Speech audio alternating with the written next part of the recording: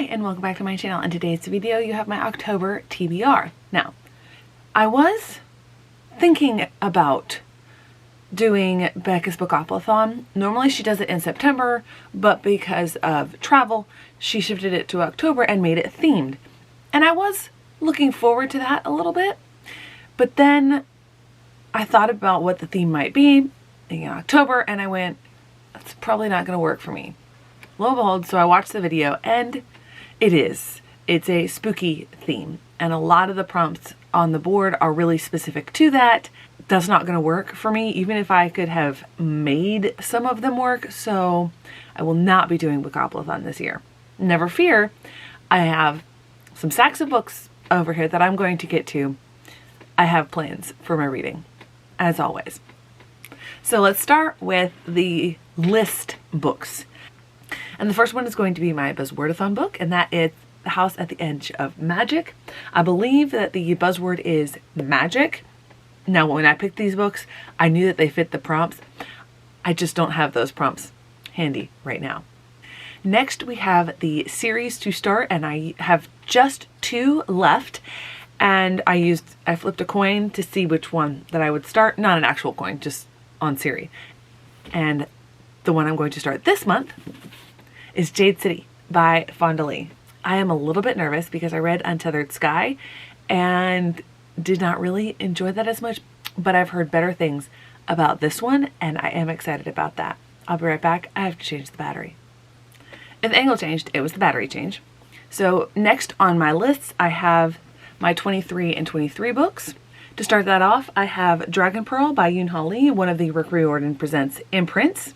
And then this one I am also a little bit nervous about, and it does also start a series, Caraval by Stephanie Garber. I have loved the follow-up series to this, and I know that some of the characters are mentioned, but I don't think that that will spoil anything in this series. I'm just nervous about it because of what I've heard from other people. We shall see, hopefully, when I get to this one. Next, we have 2 books in series that I am continuing. This is not technically a list that I have made, but it does help me towards my goal of finishing series. But both of these, especially one of them, are longer series.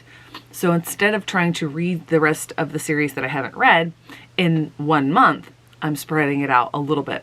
And the first of those is probably one of my favorite series ever. House of Always by Jen Lyons. This book is incredibly floppy. This is book 4, which makes me a little bit sad because it means that there's only 1 book remaining after these. But Jen Lyons is coming out with another book. They say it's supposed to be standalone, but I kind of hope she turns it into a series because I love her writing. So I will be getting that one eventually. So here is House of Always. And next, I am finally getting back to this series. I tried it a little bit ago. It didn't quite work for me at that time. I had other things that I wanted to listen to. And I am going to also be continuing this series as audiobook, but I've got a ways to go before I finish this series, and that is The Dragon Reborn by Robert Jordan. Am I a huge ardent fan of the Wheel of Time series? No, but it is something that I am intrigued about. So many different fantasy lovers really enjoyed this book. I read the first 2 in anticipation of watching the series on Amazon Prime. Have I watched the series? No. I have not watched a lot of scripted television lately, but I have the rest of the series down here, I think. No, I am missing books 11 through 14, but I have plenty of them down here. Next, we have the series that I am going to finish. I am going to be altering my goal a little bit for that next year, and you'll see that in my series update videos. But this one is Under the Blood Red Sun. This is a series of 4 companion novels, all set during World War II, which is not necessarily my favorite, but the stories that Graham Salisbury tells in these books are not the quote-unquote normal stories that you see in World War II, and he also tells them very well. Next, we have 2 books that I specifically chose for my nonfiction goal. I have a whole row of nonfiction down here.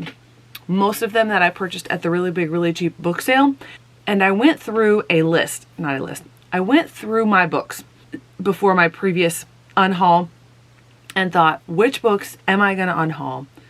Which of these am I no longer interested in? I'm still interested in all of them. They just were not making their way on my TBRs. Now they are. I am a little bit nervous about them, but not super nervous. I'm hoping that there will be audiobooks for these. There may not be, so I'll read them physically, but I am really intrigued about these books still. So the ones that I have chosen, I just looked at that room like, what speaks to me right now? What am I more drawn to? So the first of those is Defying the Odds, Triumphant Black Women of Newark. And it was the synopsis that really got to me. Newark, New Jersey, founded 1666, is the third oldest city in the United States, etc., etc. In the course of 2 world wars and the Great Depression, Newark began a downward slide. Following the 1967 riots, many businesses and residents fled to the suburbs, transforming Newark into one of the nation's cities. This story focuses on an especially rich aspect of the city's history, the considerable accomplishments of African American women whose efforts have helped make Newark's Renaissance a reality. Each of the women highlighted in this book is defined by an indomitable spirit and determination. So that's why I am intrigued about this one. And then the other one that I have is The Know-It-All, One Man's Humble Quest to Become the Smartest Person in the World. Obviously, that title is a little bit satire. This is part memoir and part education, or lack thereof. The Know-It-All chronicles NPR contributors A.J. Jacobs' hilarious, enlightening, and seemingly impossible quest to read the Encyclopedia Britannica from A to Z. So, I think this is going to be intriguing and witty, sort of engaging read. Next, we have my BookBox books, and I have less of them than normal because I have stopped getting Aardvark. I've just decided Aardvark is not making it, as you will see in the next BookBox battle. And I do not have a Fairy Loot adult because I am caught up, and there was 1 month that I skipped because of a duplicate that I was getting in a series. And I believe that brings us up to date on these. I do have my, up here out of screen, I do have my Broken Binding books, but I'm not starting on those yet. Okay, so let's start with the least customized and go to the most customized. And let's start with my book of the month books. This is one of the older ones that I still have. I am going to try to catch up with my book of the month books. They're getting covered up by these other books, but obviously I have a lot of them. So the book of the month book that I have chosen for this month is Ariadne by Jennifer Saint. Next, we have my Caffeine and Legends book, and that is Darkwater Daughter by H.M. Long. Next, we have my comic subscription, and this is fully into the kids subscription, and this is Squire and Knight. This looks adorable, and I'm excited about this one. Next, we have my TBR subscription. I do have one book that came in the shipment, that this one book that I'm going to talk about also came, but I don't want to make the same mistake with that one that I did with Rise, because that other book is a compilation, a collection of short stories, and they are not designed to binge, to read one after another, after another, after another, until you make your way through the book. And that really is how my TBR in my reading tends to be structured. So I'm going to try to figure out a time to get that collection in and maybe read a story at a time whenever I feel like it. That being said, the book that I've chosen for this one is A Million to One by Adiba Jad. I don't know why I tried to pronounce her name. I don't want to mess it up, so I'm just going to leave it there. This is sort of a heist novel on the Titanic. Am I a little bit nervous about this one? Just a little bit, but I am intrigued. I do not like the cover, which is turning off my intrigue just a little bit because, of course, we judge books by the cover, but I am going to give this one a shot. Next, we have my Fairy Loot book, and that is Cruel Intentions. This is a lot bigger than I would have hoped. It's well designed. The cover is a little bit dark. I don't know exactly what they were going for, but this says win or die. So I'm guessing there is some sort of competition in this one. Oh, vampires are involved. I'm a little bit nervous about this one, but ever since a vampire murdered her mother, Ava has been determined to get revenge. So she stumbles across a hidden magic show where she witnesses impossible illusions. She's convinced that there's something afoot. She joins them. Oh, she realizes she has the same power. Interesting. She joins them.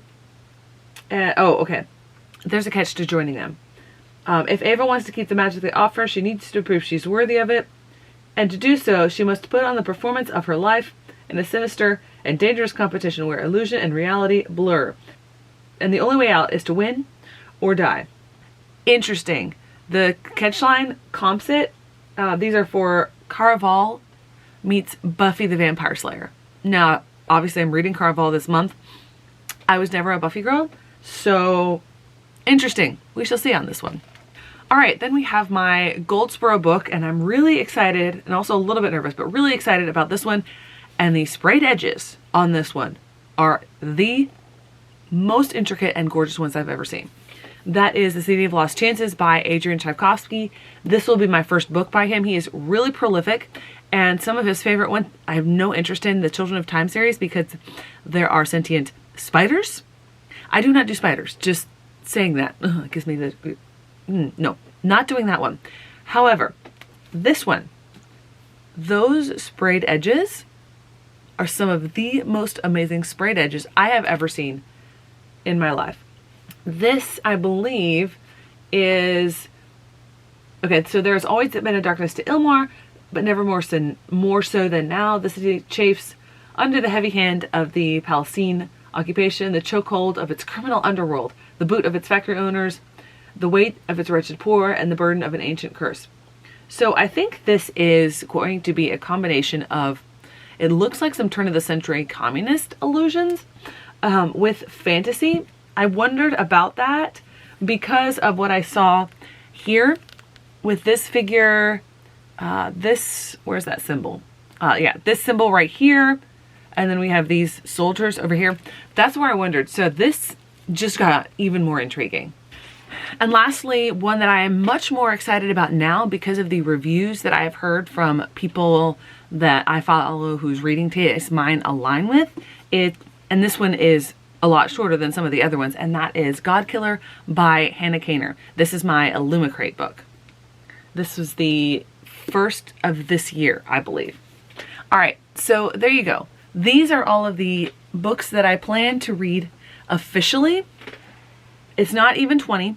Obviously, I plan to read more than that. The other books that are not here are going to be SEASL books. I have just a handful of those to finish that off. And then I'm also going to desperately try to get caught up on my ARCs because I am really falling behind on that. So there you go. There is going to be, hopefully, my reading for October. Thanks so much for watching. I hope to see you in the next one.